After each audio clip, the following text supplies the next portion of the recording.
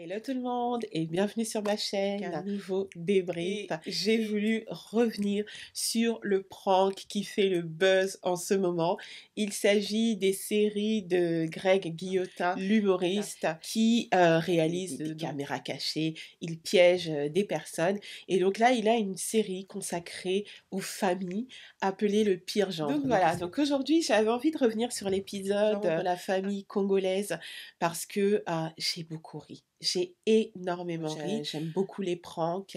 Dès lors qu'il n'y a pas atteinte à l'intégrité physique d'une personne, dès lors qu'on n'est pas dans de l'humiliation, voilà, on peut rigoler et ça fait du bien en cette période anxiogène d'avoir comme ça des contenus qui nous font rire, des contenus feel good qui nous font un petit peu oublier nos soucis et qui surtout nous font nous sentir moins seuls. Quand je suis tombée sur cette vidéo, je me suis dit, c'est nos parents, c'est comme ça. Pour vous placer un peu les choses dans le contexte, c'est une jeune fille qui s'appelle Tiffen qui a contacté donc l'équipe de Greg Guillotin suite à un appel sur les réseaux sociaux et elle les a contactés en disant qu'elle voulait piéger ses parents. Donc ses parents ne connaissent absolument pas le personnage et donc elle leur fait croire que c'est son petit ami et qu'il organise un repas qui fait office de présentation. J'ai vu beaucoup de commentaires sur les réseaux sociaux concernant cet épisode qui a beaucoup fait rire. Moi, à travers tout cet épisode,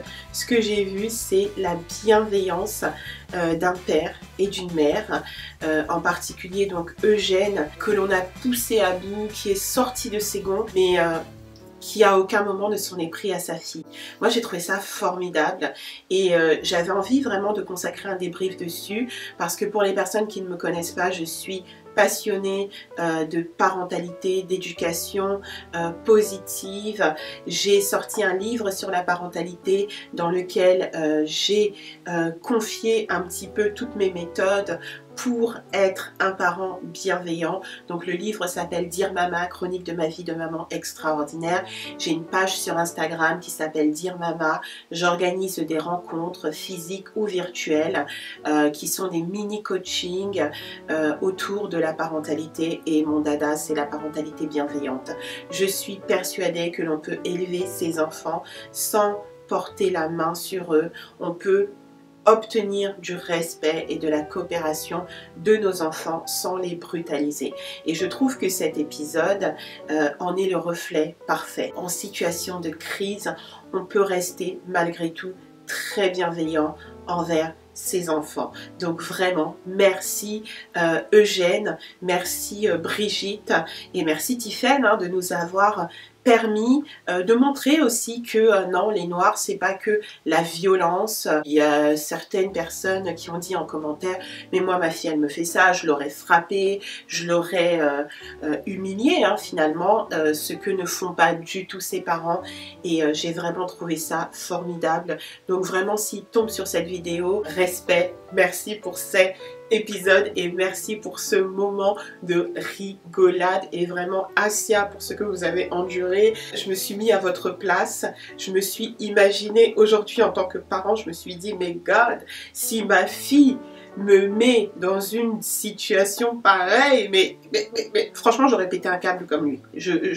Vraiment, j'aurais pété un câble. Voilà, bref, je voulais revenir dessus pour apporter aussi des insights, des explications pour ceux qui ne savent pas exactement comment ça se passe chez nous dans la famille africaine. Il y a des codes, des choses qui sont culturelles, c'est comme ça qu'on a été élevé, même si on ne les respecte pas parce qu'il y a des choses qui à un moment donné doivent évoluer, en tout cas on sait. On sait très bien que si on se présente face à nos parents avec des situations pareilles, on va être reçu. J'ai pris mon téléphone pour revenir sur quelques scènes cultes. Déjà quand ils sont dans la voiture et que la fille elle essaye un petit peu de détendre l'atmosphère et qu'elle dit à son père on peut faire un snap? Et le papa qui dit non non Tiffen ça m'intéresse pas parce que voilà nos parents internet et eux en tout cas pour la majorité ça fait deux. D'ailleurs plus loin dans la vidéo lorsque Tiffen dit qu'elle a rencontré le mec sur internet, déjà c'est pas très positif. Le papa qui dit que les personnes qui sont sur les réseaux sociaux ce sont des gens qui sont en rupture.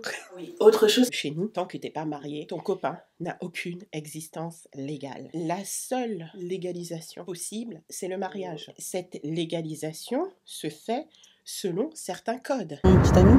Non, Tiffany, je suis pas vous. Arrête ça, arrête. C'est pas moi d'aller chez lui. Pourquoi? Même s'il a un château. Même s'il a son château, Tiffany, non. Vous venez chez les parents. On ne déplace pas ses parents. Pour eux, ça ne se fait pas. Ce n'est pas correct. C'est leur manquer de respect que de leur demander de venir chez vous, même si vous vivez avec votre copain et même si vous avez 30 piges. C'est comme ça. Les parents sont dans la bienveillance parce que malgré tout, ils acceptent de venir. Alors qu'il y a beaucoup de parents qui n'auraient jamais fait le déplacement. On les fait déplacer pour aller rencontrer quelqu'un qui pour eux n'a pas d'existence légale. Comment voulez-vous que le papa ne souffle pas? Autre chose, nos parents, pour beaucoup, sont venus en France pour avoir une vie meilleure, pour travailler, etc. Ils sont donc vraiment très préoccupés pour tout ce qui a trait à la légalité. Beaucoup de nos parents ont vécu la pénibilité de certains boulots, les injustices aussi, le fait d'être mal payé, d'être mal considéré. Donc ça, je trouve que sur ce point-là, il est hyper empathique, le père de Tiffen, que ce soit envers le chauffeur de taxi, le livreur de pizza, à plusieurs moments. Il est vraiment scandalisé par le fait qu'on essaye de lui piquer son scooter ou alors qu'il utilise une arme factice pour faire fuir le chauffeur de taxi qui vient réclamer son dû. D'ailleurs, c'est à ce moment-là où vraiment le daron il vrille, quoi, parce qu'il se dit « mais c'est pas possible, quoi ». Il cumule le type. Et pire encore, lorsqu'il évoque un possible trafic de drogue, le fait qu'il serait dans la drogue. Villiers-le-Bel, c'est dans le 9-5, ça. On livre de la marchandise là-bas, parfois. Quelle marchandise vous livrez? Vraiment, Les parents sont pour beaucoup assez discrets, même si c'est vrai que les Congolais sont très show-off. D'ailleurs, tonton Eugène et tata Brigitte, ils sont avec leurs lunettes de soleil. C'est les Congolais, toujours dans l'excès, toujours dans la classe, ceci étant dit. Et il n'empêche que malgré ce côté un peu show-off, on est toujours dans la réserve, on est toujours dans le respect.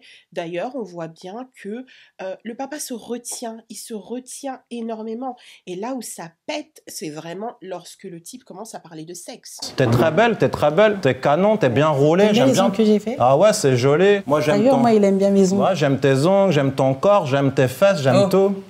Ça ne passe pas et ça ne passera jamais. On ne parle pas de sexe devant nos parents, d'accord? Nous avons été conçus par l'Immaculée Conception. Nous ne sommes pas le fruit de rapports sexuels. On ne parle pas de sexe, c'est interdit. Et en plus, avec son gendre, mais ça c'est... Franchement, sur ce coup-là, je me suis dit, purée, mais il s'est retenu longtemps, quoi.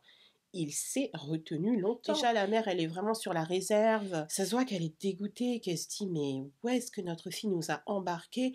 Mais malgré tout, elle a l'air de l'apprécier, ce bonhomme. Peut-être que, voilà, je lui dirai plus tard, mais j'essaye de rester neutre, j'essaye aussi de faire tampon, parce que je vois que mon mari est très énervé. Donc si j'en rajoute, Tiffen peut être mal et ça peut vraiment dégénérer. Donc j'essaye de rester calme et j'essaye de faire un petit peu comme si de rien n'était. Il y a beaucoup de personnes qui ont dit qu'elle était stone. Pas du tout. Je pense que dans certaines situations de crise, il faut savoir faire preuve d'intelligence. Et pour moi, Brigitte a été très intelligente sur ce coup-là parce que vu l'état d'énervement de son mari, ça aurait pu très très mal tourner. Parce qu'on voit bien que Eugène menace à plusieurs reprises, il peut lui sauter dessus. Mais à chaque fois, il se retient. Donc il est toujours dans la menace, il lui fait comprendre que là, fais gaffe, t'as pas affaire à n'importe qui, t'as pas à me parler comme ça, etc. Mais quand même, au moment où il pourrait vraiment lui tomber dessus, il se retient. J'ai trouvé ça très touchant. Quelque chose que j'ai trouvé également très touchant, c'est que à plusieurs reprises, le papa, il interpelle un petit peu sa fille, mais un peu presque en aparté. Voilà, quand il arrive à être un petit peu à côté d'elle, il lui dit: «Tiphaine», il murmure, il veut pas l'humilier alors que lui-même se sent humilié, voyez? Mais il se dit: «Là, il s'agit pas de moi, en fait, il s'agit de ma fille» et c'est pour ça qu'il lui dit: «Voilà, c'est un mauvais choix, pour moi, ça ne va pas coller», mais à aucun moment, il ne l'humilie. Il y a quelque chose aussi que j'ai relevé, c'est qu'à un moment donné, le papa dit à sa femme, tout bas, il lui dit: «C'est pour ça que je t'avais dit qu'il faut qu'on communique avec les enfants». Je ne cesse de le dire, la communication, c'est la clé et on peut croire que c'est quelque chose, qui est réservé, à, des bobos qui ont lu des livres sur la parentalité et cetera. Mais non, là, on le voit bien, on a affaire à un papa, une maman qui sont un peu dans une manière de faire un peu tradie, mais ça n'empêche que, la bienveillance, elle est présente. À aucun moment Tiphaine est chargée, voyez? Il y a pas ce truc: «Mais Tiphaine a perdu la tête, mais qu'est-ce qu'elle nous fait? Elle nous fait honte» et cetera. Il y a toujours ce truc où ce type est un taré, les parents prennent toujours le parti de leur fille. Ils disent: «Voilà, c'est sûr qu'il va la prostituer», et cetera et ça, j'ai trouvé ça, vraiment, super. À un moment donné, le papa appelle, un proche certainement et commence à raconter un petit peu l'histoire. «Ouais, Tiphaine nous a amenés à tel endroit» et la maman lui dit: «Mais pourquoi tu lui racontes ça, en fait? C'est la vie de notre fille, tu n'as pas à raconter ça à une tierce personne. Ce sont des affaires qui concernent notre famille et tu n'as pas à le raconter à quelqu'un d'autre». En fait, elle essaye vraiment de garder la situation sous le contrôle parce qu'on sait très bien, ce que ça peut engendrer, le fait de raconter à des tierces personnes, qui sont pas les parents de vos enfants. Donc, les personnes sont souvent très rapides pour porter des jugements, pour condamner vos enfants ou pour vous dire de les condamner ou pour vous conseiller d'avoir recours à la violence alors que de vous-même vous ne le feriez pas.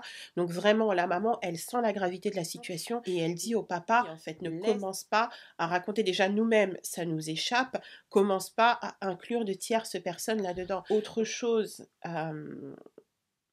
quand vous recevez nos parents, pardon, faites-leur de vrais repas. Même si vous avez des habitudes alimentaires, bizarres, vraiment, si vous recevez la belle famille, pardon, un vrai repas d'ailleurs. Limite, le seul moment où Brigitte, elle monte un peu dans les tours, quand elle explique que le type leur a servi des pâtes avec des frites, du n'importe quoi, et cetera. Bref, voilà, nous, nos parents sont chic, choc, les bonnes manières, voilà, faites attention à ça et c'est important, faut les respecter, en fait. Ce sont des gens qui travaillent dur pour nous et on peut pas les mettre dans du n'importe quoi et ouais, non, vraiment, cette vidéo, je l'ai trouvée, vraiment, très drôle, très touchante. Je vous avouerai que j'avais peur parce que, c'est vrai que moi j'en ai un petit peu marre de ces images, s que moi je considère comme des stigmates en fait, de papa, maman violentes, qui violentent leurs enfants, qui tabassent leurs enfants et qu'en fait on s'approprie cette image comme étant, quelque chose qui est propre aux familles africaines, quelque chose, dont on doit être fier, alors que pas du tout et là vraiment que, des parents dans une situation de crise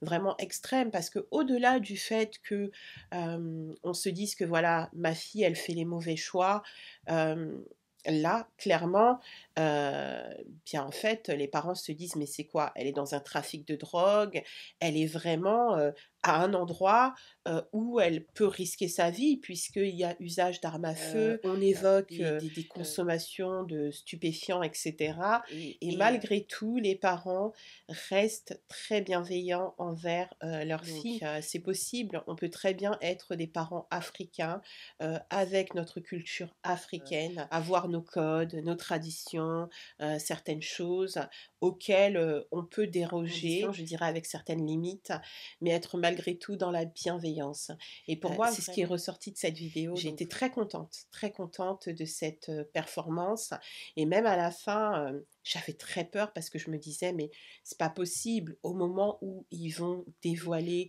au papa que c'est une caméra cachée, mais il va péter un câble. Et même là, le mec hyper bienveillant, qui félicite les équipes, qui leur dit non, vraiment, vous avez fait du bon boulot, etc.